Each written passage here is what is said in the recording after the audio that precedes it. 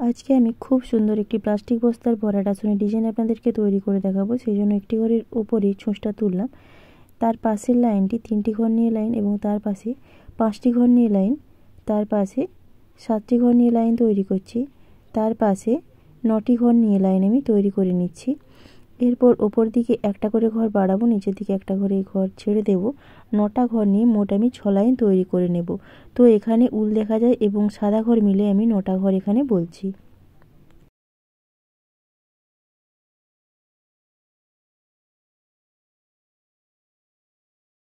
6 number line তৈরি করার পর 7 নাম্বার লাইন যখন তৈরি করব, উপরের দিকে একটা করে ঘর ছেড়ে দেব, নিচের দিকে একটা করে ঘর বাড়িয়ে আবার 9টা ঘর নিয়ে 5 লাইন তৈরি করে নেব। মিডিলের লাইনটাকে নিয়ে যথাক্রমে আমার 9টা ঘর নিয়ে 6 লাইন তৈরি হবে।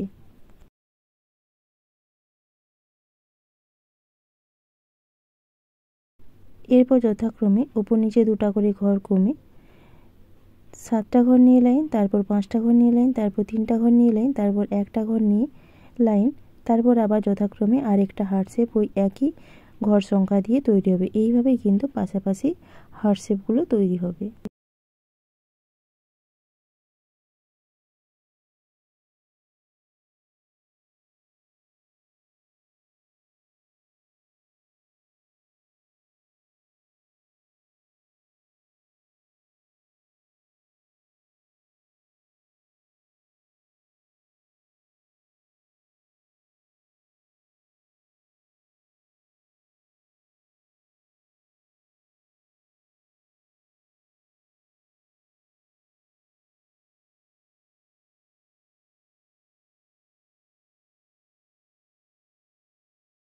এইভাবে এক লাইন তৈরি করার পর উপর দিকে যখন লাইন তৈরি করব, মিডিলে একটা ঘর ছেড়ে দিই আবার যথাক্রমে 9টা ঘর নিয়ে আমি আবার 6 লাইন তৈরি করে নেব। 2 নম্বর লাইন তৈরি করছি, আরও বাকি 4টা লাইন আমি তৈরি করে নেব। 6 লাইন তৈরি করার পর আবার যথাক্রমে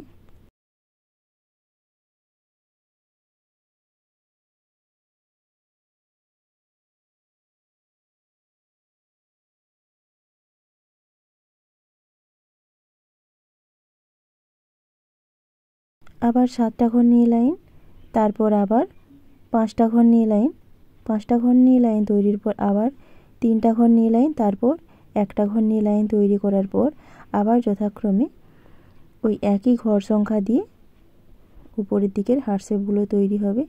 যথাক্রমে 3টা ঘর নিয়ে লাইন, তারপর 5টা ঘর, তারপর 7টা ঘর, তারপর 9টা ঘর নিয়ে 6 লাইন। ঠিক প্রথমবারে যেভাবে তৈরি করলাম সেইভাবেই কিন্তু উপরের দিকের হার্ট শেপগুলো তৈরি হবে।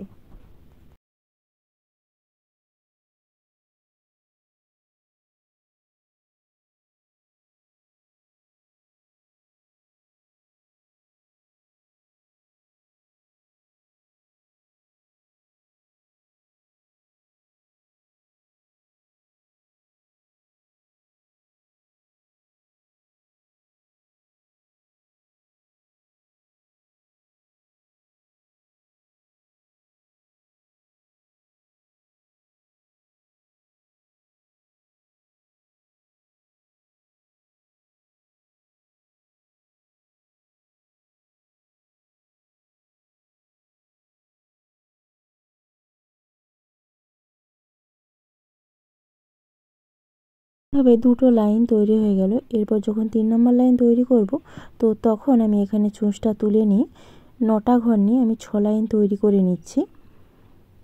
6 লাইন তৈরি করে নেবার পর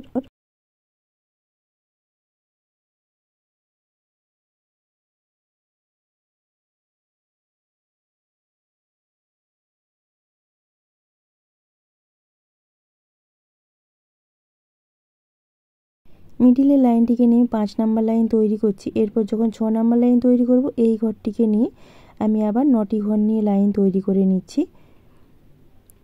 9টি ঘর নিয়ে লাইন তৈরি করার পর এরপর যখন 7টি ঘর নিয়ে লাইন তৈরি করব, আবার এই ঘরটির ভেতর দিকে ছুঁচ নিয়ে গিয়ে বা এই ঘরটিকে নিয়ে 7টি ঘর নিয়ে লাইন, আবার এই ঘরটিকে নিয়ে 5টি ঘর নিয়ে লাইন, আবার এই ঘরটিকে নিয়ে 3টি ঘর নিয়ে লাইন, তারপর এখানে একটি ঘর নিয়ে লাইন।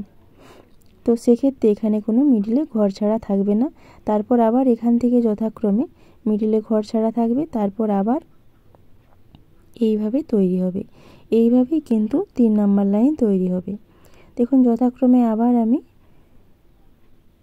একই পদ্ধতিতে তৈরি করে নিচ্ছি। 9টা ঘর নিয়ে 6 লাইন তৈরি করে নিচ্ছি। 6 লাইন তৈরি করার পর